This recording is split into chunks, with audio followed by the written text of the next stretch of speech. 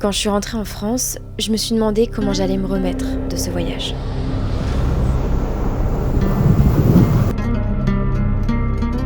Comment rentrer chez soi alors que tous ces animaux ont encore besoin d'aide.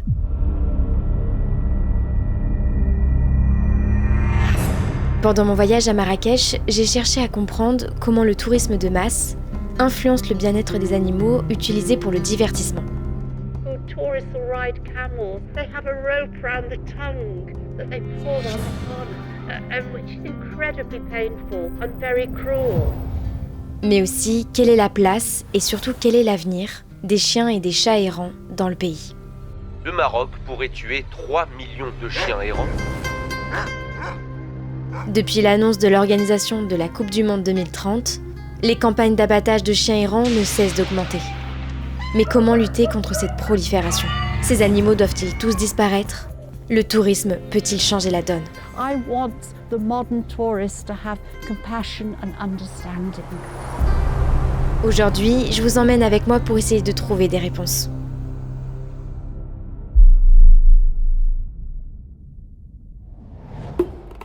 Me voilà à plus de 2500 km de chez moi, au cœur de la ville la plus touristique du Maroc, Marrakech. C'est ma première fois ici et pourtant j'ai l'impression de connaître cette ville depuis toujours. Mais contrairement aux touristes, je ne suis pas venue pour les vacances. Accompagnée de mon amie Maëlle, présidente d'une association de protection animale, nous allons vivre l'expérience la plus intense de notre vie. Alors installe-toi bien parce que ce voyage va te montrer une réalité que peu de gens connaissent. Dans le monde, 1 personne sur 2 a déjà voyagé au moins une fois à l'étranger. Et parmi ces voyages, les gens recherchent des expériences qui promettent des souvenirs toujours plus sensationnels et inoubliables. Et bien trop souvent en compagnie d'animaux. À seulement 40 km de Marrakech, je suis partie découvrir l'une des activités les plus réputées de la région. Direction le désert d'Agafay.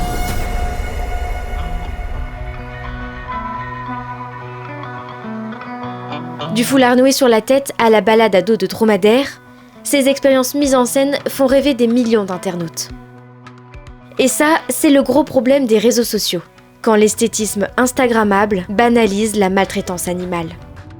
Pour venir sur place, la plupart des touristes réservent une excursion, notamment sur l'application Get Your Guide. Les prix varient entre 9 et 30 €, ce qui n'est pas cher pour les Européens.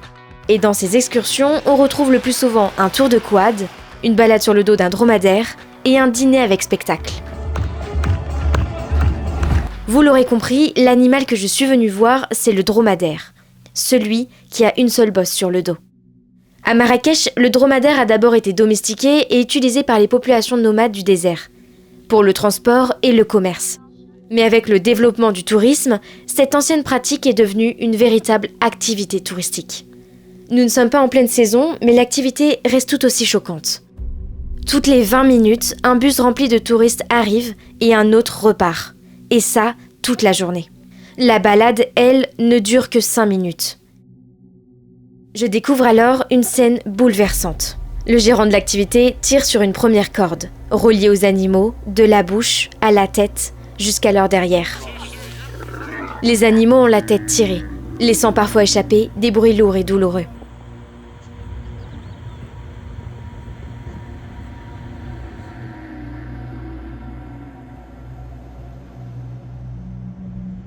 Mais ce n'est pas ce que j'ai vu de pire sur place. Juste à côté d'eux, je découvre des mères dromadaires avec leurs bébés, attachés pour ne pas s'enfuir. Une femelle, isolée du groupe, était gestante. Elle mettra bientôt au monde un bébé ici.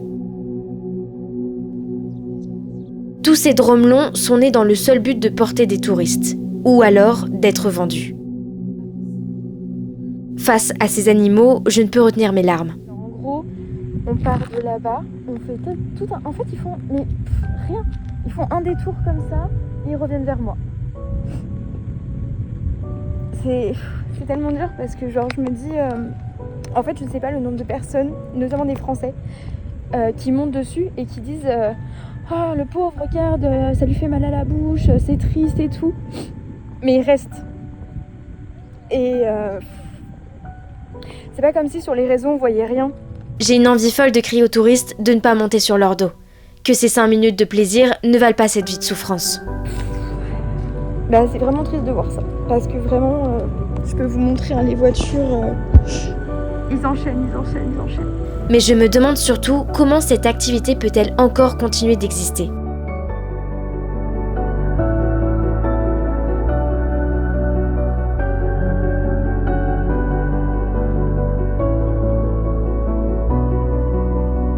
Sur place, j'échange avec un Marocain qui me confie que ça le rend triste.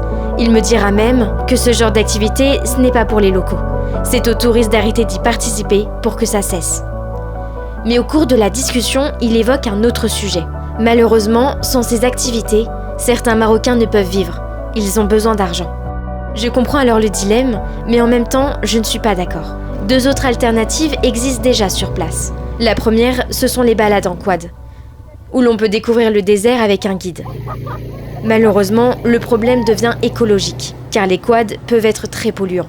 La deuxième, c'est le dîner-spectacle avec un cracheur de feu, qui réalise une performance magnifique et qui mériterait d'être davantage mis en avant.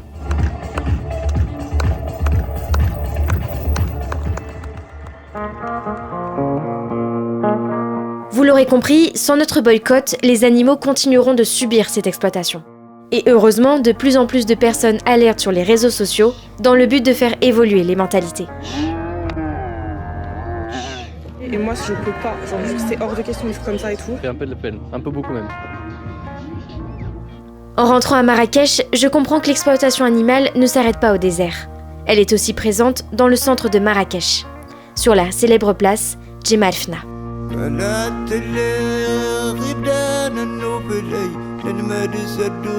Cette grande place située à l'entrée de la Médina possède des énergies très différentes. Ici, c'est constamment animé, bruyant, voire même anxiogène.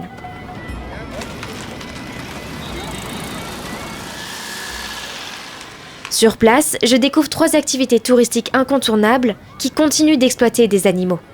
La première est l'une des plus connues, celle de faire des photos avec les singes magos, aussi appelés macaques de Barbarie.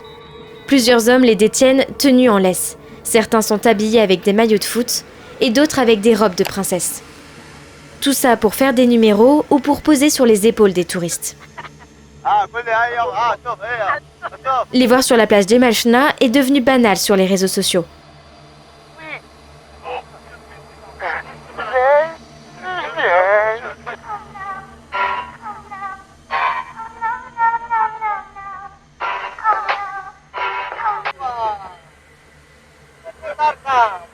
Et pourtant, c'est totalement illégal. Depuis 1990, près de 65% de cette espèce a disparu dans la nature, notamment à cause du tourisme, de la déforestation, du braconnage et du commerce illégal. Depuis 2008, le macaque de Barbarie est classé en danger par l'UICN, l'Union internationale pour la conservation de la nature, une organisation mondiale qui évalue l'état des espèces. Et depuis 2011, la détention d'animaux sauvages est interdite par la loi. Mais c'est là que ça devient intéressant. Parce que sur la place Jemaa el-Fna, une dizaine de personnes ont obtenu des autorisations spéciales pour garder ces animaux comme attraction touristique. Et sur place, je comprends très vite que je dérange, parce que je filme. Et que si je veux le faire, je dois payer. Les conditions des animaux me choquent, comme ce singe incapable de poser la patte au sol, comme si elle était cassée. Un autre attaché se débat tant bien que mal. Mais surtout, je reste bouche bée face aux cages dans lesquelles ils sont stockés. Ces animaux sont la plupart du temps capturés très jeunes dans la nature. Sans parents ni repères, leur dressage repose sur la contrainte et la violence.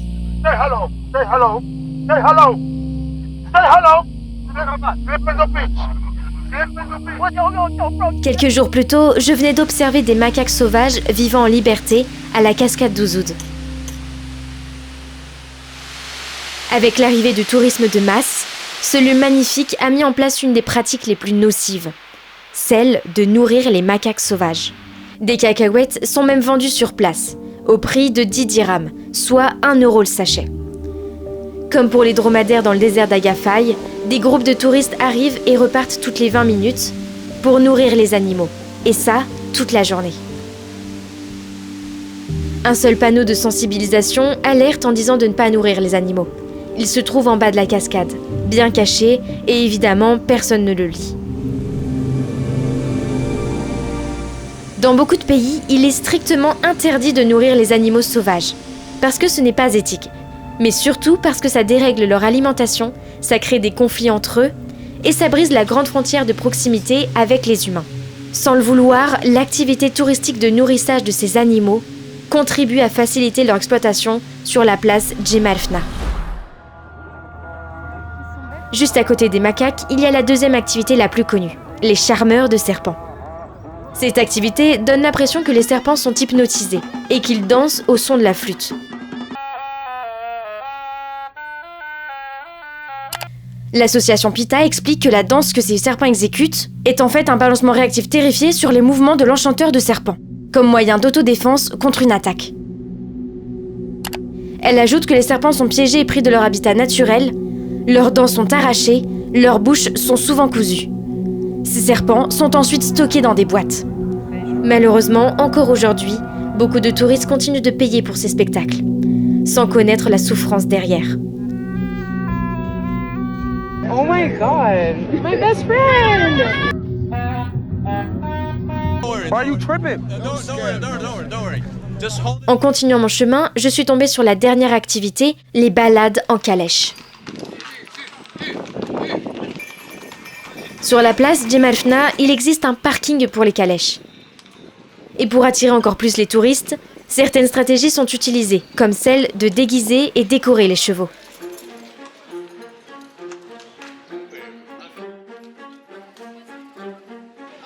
Face à cette activité, je me suis posé une question. Existe-t-il des alternatives éthiques pour les touristes ?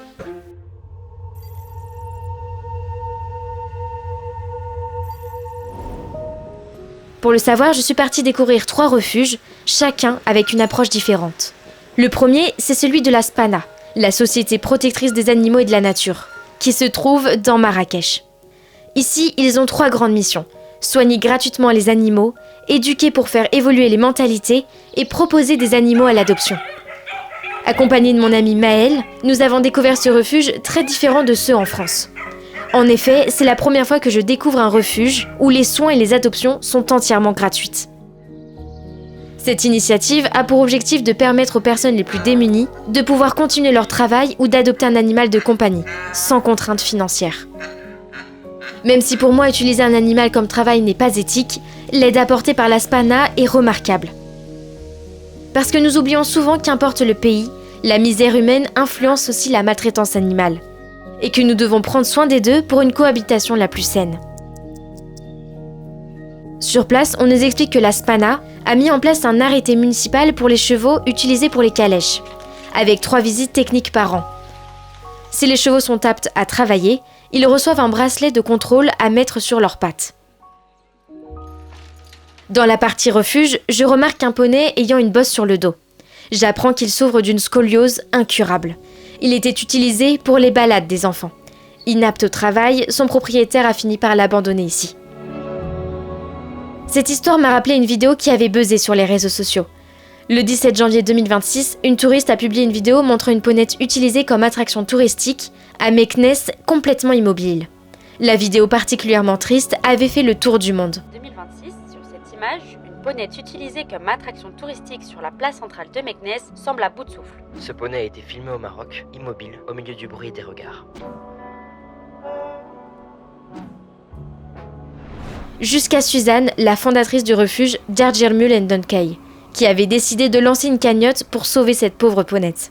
My name is Susan Machin. I'm English, as you can tell, and we moved to Morocco 15 years ago to retire. My husband and I were lawyers. I was very concerned about working animals in Morocco, and we established a refuge here on our land, and we are here to cater for, we take for life, animals that have been injured, disabled, abandoned, or in desperate need.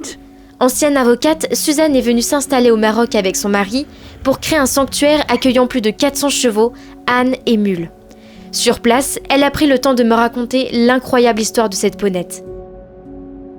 tourist who was passing through Meknes City and very upset to see a particular little Shetland who had a very heavy saddle on her back and was tied in such a way that she couldn't lift her head properly, was clearly very depressed. She took a video and it went viral, it went international.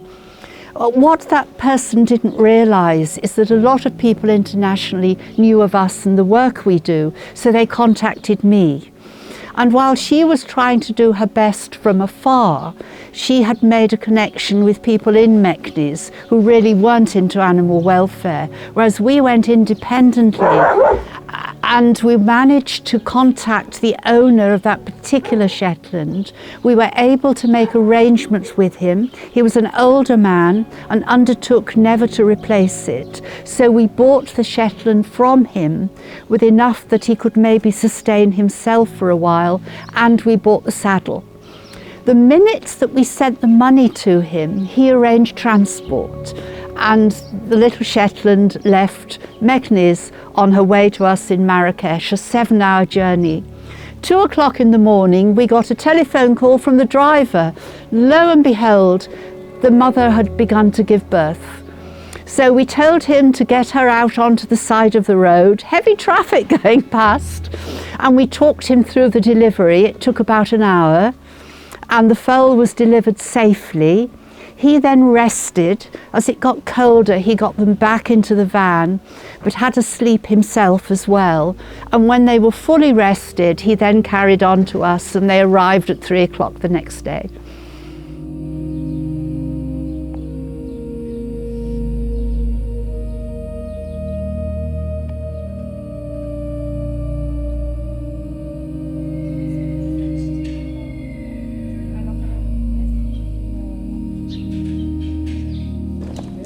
En regardant ces animaux, j'ai réalisé que nous, touristes, avons une part de responsabilité. Aucun d'entre eux ne devrait être utilisé pour notre divertissement. Et encore moins pendant nos vacances. Des vidéos qui font le buzz, il y en a tous les jours sur les réseaux sociaux. Mais des vidéos qui sauvent des vies, ça c'est rare, et nous pouvons agir. Suzanne a pris le temps de m'expliquer que prendre des photos ou filmer des animaux en détresse pouvait permettre de sauver des vies, comme celle d'Alima et de sa fille Marjana. Social media can do so much harm. I'm the first to acknowledge and accept that. But also, it can do an awful lot of good. Now, in two ways. So, for example, if we are told there's an animal in distress, my manager will go out in the ambulance or a truck, and we all have iPhones all synchronized, so when he arrives, he photographs it immediately. I put it on social media immediately, so people then become interested, but more importantly, interested in the story of the recovery. So when it arrives, we post, and so on. And as it gets better, we can tell people what's happening. If people see an animal in distress and they feel that they're going to put it on social media, please try and be empathic or sensitive to that. It isn't always the fault of Morocco. There are good and bad in every country. And as well as putting it on social media, you should try to contact an organisation. If they're saving dogs and cats, fine. If it's equines, primarily us, let us know and we will see what we can do to help. I'm very against social media being used to say, oh look, we saw this equine very badly treated, Morocco is so wicked. No, Morocco isn't wicked. Morocco is full of old and young and caring and compassionate, and those who are cruel as well, as indeed other countries are. Dans ces deux refuges différents, deux grandes thématiques ressortent. Il y a ceux qui aident directement l'humain, en soutenant les conditions de vie et de travail comme la Spana, et ceux qui se consacrent entièrement aux animaux, en leur apportant soins, protection et refuge, comme celui de Djerdir. Et j'ai découvert un troisième refuge, celui de Safia, qui joue un rôle essentiel de sensibilisation pour recréer une véritable connexion entre l'humain et l'animal. Comportementaliste équine, Safia nous apprend à nous connecter avec les chevaux, à comprendre leur langage et à communiquer avec eux. Mon amour pour les chevaux est né quand j'étais toute petite. J'avais 5 ans et je me souviens de dormir dans mon lit et de pleurer vraiment à chaudes larmes en me disant « il faut que je sois avec eux ». Donc c'était un besoin viscéral et je me suis très vite rendu compte à l'âge de 11 ans quand on m'a laissé approcher des chevaux dans un club que c'était absolument pas ce que je voulais faire. Et j'étais presque étonnée de savoir que le lien que les humains avaient avec les chevaux était celui-ci, c'est-à-dire une équitation plutôt abusive où on utilise le cheval et il est vu comme un outil. Et moi, je me rendais compte que c'était, dans mon cœur, c'était pas ce que je recherchais. Je voulais vraiment un lien sacré avec le cheval où on allait se comprendre et vivre en communion avec eux.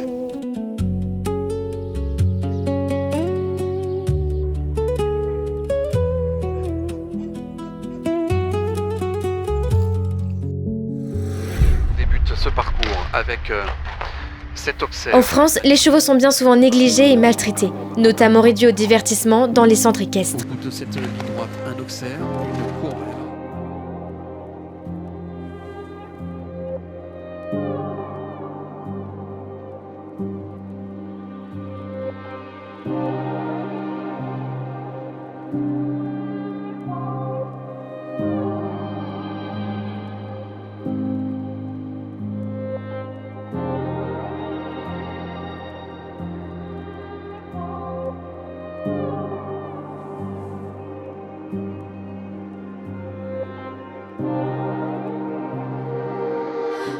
Alors l'histoire la plus touchante que j'ai eue avec un cheval, j'en ai beaucoup, mais si je devais en prendre une seule, c'est celle de Prince. Prince est un cheval incroyable, un arabe barbe qu'on a sauvé d'une situation assez dramatique. Il a fait partie d'une douzaine de chevaux qui étaient utilisés pour l'industrie cinématographique. Et ils étaient dans une toute petite écurie il y a des années, une écurie où ils étaient attachés par le pied, vraiment sans eau, sans nourriture. Du reste, quelques-uns y sont restés, ils sont morts de faim.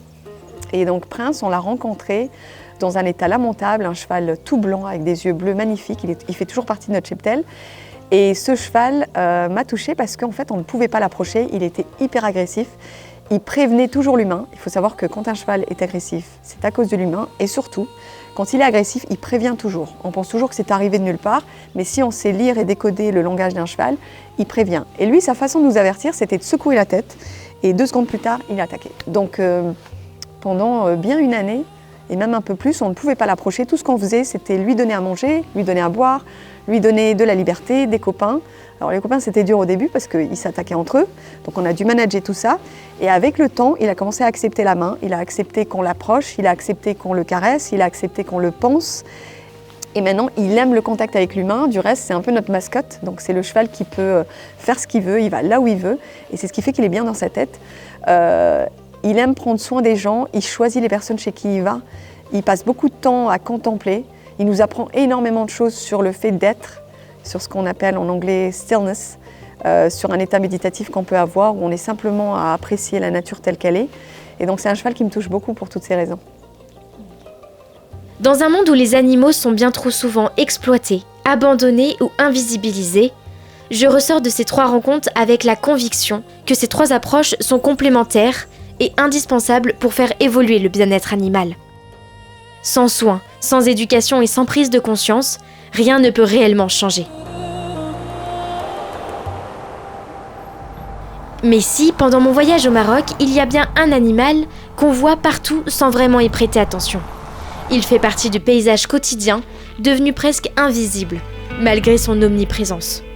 Sa situation soulève des enjeux complexes, entre santé publique, protection animale et réalité sociale. Les chiens errants. Alors qu'en France, nos rues sont surpeuplées de pigeons, ici au Maroc, ce sont les chiens errants. On estime qu'il y a près de 3 millions de chiens errants dans le pays. Une surpopulation qui ne prend même pas en compte les chats, dont le nombre est impossible à connaître. Face à cette situation, 2 solutions existent.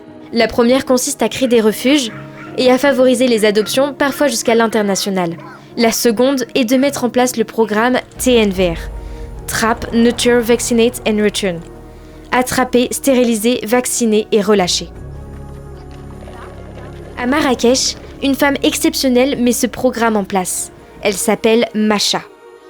Moi, je m'appelle Macha. Je suis la fondatrice de l'association de protection animale Wildlife Rescue Squad, qui agit au Maroc, plus particulièrement sur Marrakech et sa région. Pour ce reportage, vous ne verrez pas son visage, car elle préfère garder son anonymat pour continuer d'agir efficacement sur le terrain. Pendant 7 jours, nous avons suivi son quotidien, découvrant l'envers du décor de la misère animale.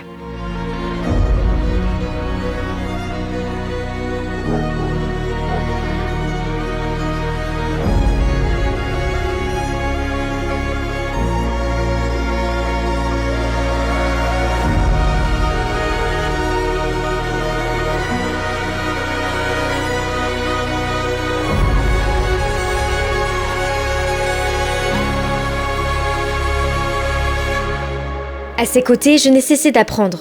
Mais surtout, elle m'a permis d'éclaircir un sujet qui ne cesse de faire débat en France. The hosts of the FIFA World Cup 2030 will be Morocco, Portugal and Spain.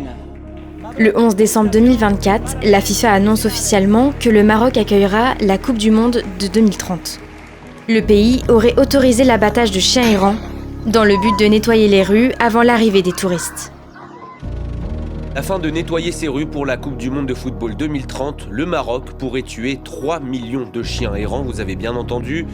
Cette pratique est d'ailleurs dénoncée par de nombreuses associations de protection animale et déclenche de vives polémiques. Mais Macha me révèle l'envers du décor. Il faut être clair, les abattages ne sont pas liés à la Coupe du Monde. Ils existent depuis des décennies. Ces campagnes d'abattage, de ramassage ou d'empoisonnement, généralement, ils sont précédés d'une plainte. Donc ça peut être des plaintes pour nuisance, des plaintes pour morsure. Normalement, le programme TNVR, il a été communiqué par le gouvernement comme étant la solution. Pendant notre séjour, Macha a pris le temps de nous présenter le programme TNVR et les missions qu'elle met en place pour aider les animaux errants. Le TNVR, c'est quoi ?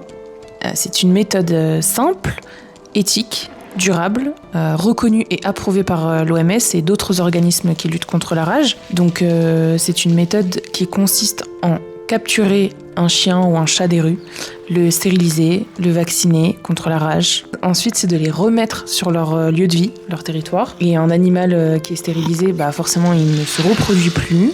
Donc les femelles ne font plus de bébés, les mâles ne courent plus les femelles, moins de bagarres, moins de nuisances. À long terme, la population va diminuer naturellement et les problèmes qui vont avec aussi.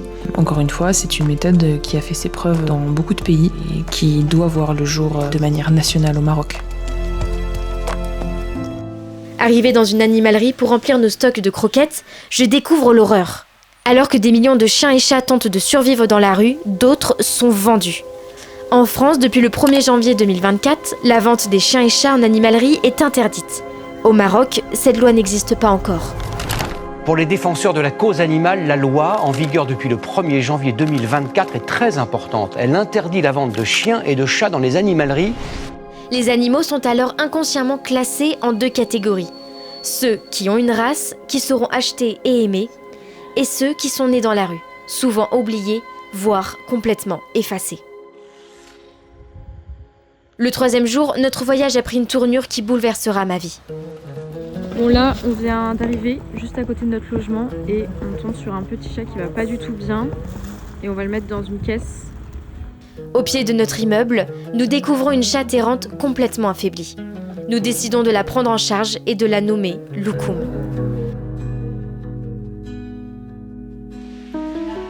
Loukoum est mal en point. Son corps est brûlant et elle ne parvient plus à bouger son arrière-train.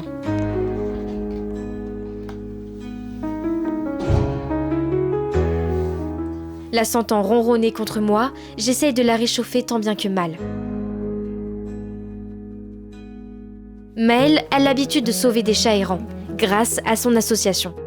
Macha, elle, vérifie son état de santé, notamment si elle n'a pas contracté la rage. Et oui, parce que cette maladie est encore bien présente dans le pays. Macha a d'ailleurs bien pu le constater.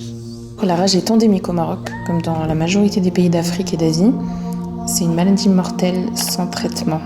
Il y a certains signes qui doivent alerter, le changement de comportement, donc soit une agressivité ou au contraire une grande fatigue, isolement.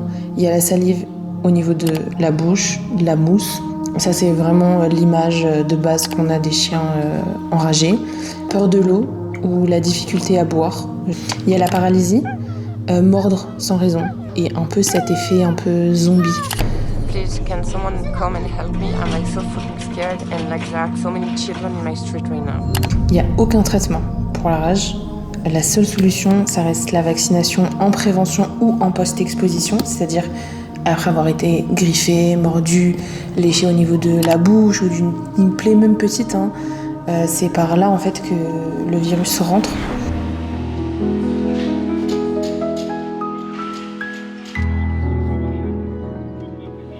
Arrivé chez le vétérinaire, le bilan tombe et il est bien mauvais. Loukoum souffre d'hypothermie, de déshydratation, d'infestation de vers, d'infections dentaires, de fractures du bassin. La liste semble interminable. Sans hésiter, Maëlle décide de prendre en charge l'ensemble des frais vétérinaires avec son association, pour lui donner une chance de survivre. Après son hospitalisation, Loukoum le semble aller mieux. Nous avons espoir de la ramener en France. Mais 2 jours plus tard, son état se dégrade. Le surlendemain, Masha nous annoncera la triste nouvelle. Loukoum vient de partir et de s'endormir pour toujours. Je me souviens encore de cette boule dans la gorge, parce qu'à ce moment-là, je n'ai pas seulement perdu un animal, j'ai surtout compris une chose. Des Loukoum, il y en a des millions au Maroc. Tous attendent dans les rues qu'une main se tende vers eux. Une main qui pourrait devenir un foyer, une main qui pourrait simplement les sauver. Loukoum, elle, aura eu la chance de partir après avoir reçu un dernier repas, un peu d'amour et de chaleur. Masha m'a permis de m'accompagner dans ce deuil en l'enterrant.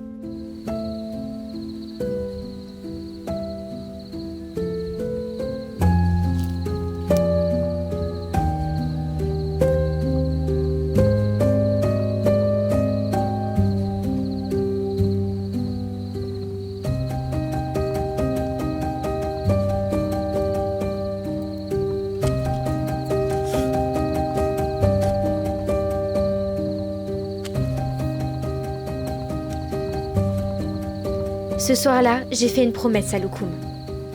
Je lui ai promis que lorsque je reviendrai la voir, je ferai tout mon possible pour aider ceux qui ont encore besoin d'aide. Bon, ça y est, on va prendre l'avion. Mais surtout, nous ne sommes pas repartis les mains vides.